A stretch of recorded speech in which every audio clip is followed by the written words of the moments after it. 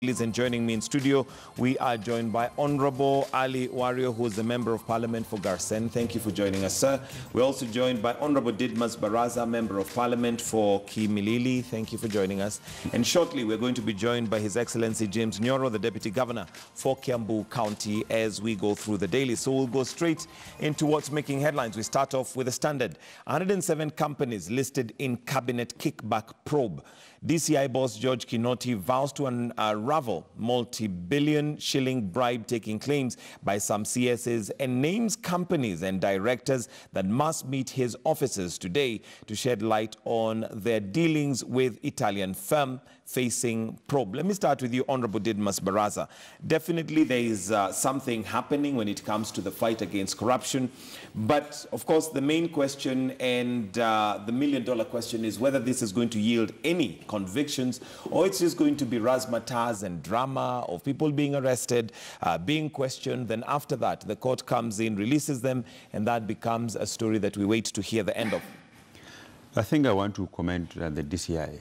Even if he will be faced with the challenges of convictions because of the very nature of case management in this country. You know, winning or losing a case doesn't really depend on one entity, but it depends on various players altogether. But I think it's a good thing going into the future. Anybody serving this country as a cabinet secretary he or she will understand that he can be arrested and taken to court anytime. So it's something that it will set a very good precedent in this country, that if you can arrest 3 cabinet secretaries and on a matter that is completely disparaging on the stature of a person, of a cabinet secretary, I think it will be good for this country. And you see, fight against corruption, it depends on a number of things. And I think one of it is deterrence. Be able to send a warning signal to those planning to loot public funds in future that the law is no respecter of persons. Okay. And I'll take this opportunity to welcome Honorable James Nyoro. Thank you for joining us this morning. But let me start with you, or come to you, Honorable Ali Wario. This fight against corruption is one that we have laws, we have institutions in place, we have everything in place. And Chapter 6 of the Constitution, which talks about leadership and integrity, ought we not by now to be seeing people who've come out and said, as long as my name appears there, then let me just step aside, as it were, allow investigations to go ahead so that they show the goodwill of fighting corruption. But we still have people in office. Yeah, thank you very much. First of all, I want to commend the President for the fight against corruption. I think corruption has become a cancer in our system. I think it is high time for the ministers and those who are mentioned under their watch to step aside so that they pave way for investigation. If you were mentioned, would you step aside? Yeah, I will. Despite the fact that you would not have been found guilty at that time, you would step aside? Yeah, I will. Okay. Yeah. All right. Honorable Nyoro, your thoughts on what possibly would help us as Kenyans have more confidence that this is not just for the cameras, it's not just for the gallery, that we are having people questioned, but after that, it seems business as usual. Well, thank you, Michael. I think as long as we have not had somebody whose property has been confiscated or somebody who has been put in for 20 or 30 years. In Nigeria, there are some governors who have been jailed and their property confiscated. As long as we have not had that, why wouldn't I steal? I'll come out like anybody else. I think we need to have very strict sentences. I think the DCI and DPP are doing a fantastic job. I look at the case about the dams now. But it only stops at that point. And you have seen the frustrations that they have expressed, that they can only do so much. They have to pass on that to the judiciary. So as long as we do not see some people suffering because of corruption, people will still continue to. And do you think that the lack of suffering that we are not seeing, that what we call the suffering, is by design? Is it a system that we need to overhaul? Because it looks like we shift blame. The executive has laid it on the front door of the judiciary. The DCI, the DPP has also said, look, we've brought people to you, but you release them. Do we need to overhaul the system, or is it by design? I think we definitely need to relook at the system because you know very well that we've been having issues in judiciary.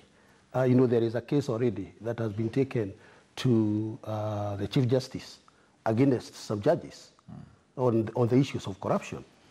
So it's really, this cancer, like he called it, on corruption is so deep into the society. And we need to readdress it by saying, what are we going to do with the institutions that are involved in investigation, in as far as judiciary, prosecution, and so on? We need to look at that because corruption fights itself.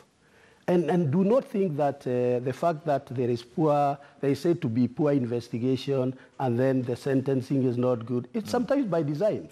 It's not by accident. And now that everybody is talking about referendum, can we revisit the relationship between the judiciary, the executive, the DPP, and whatever? Because with this kind of cancer, look at the monies we are talking about.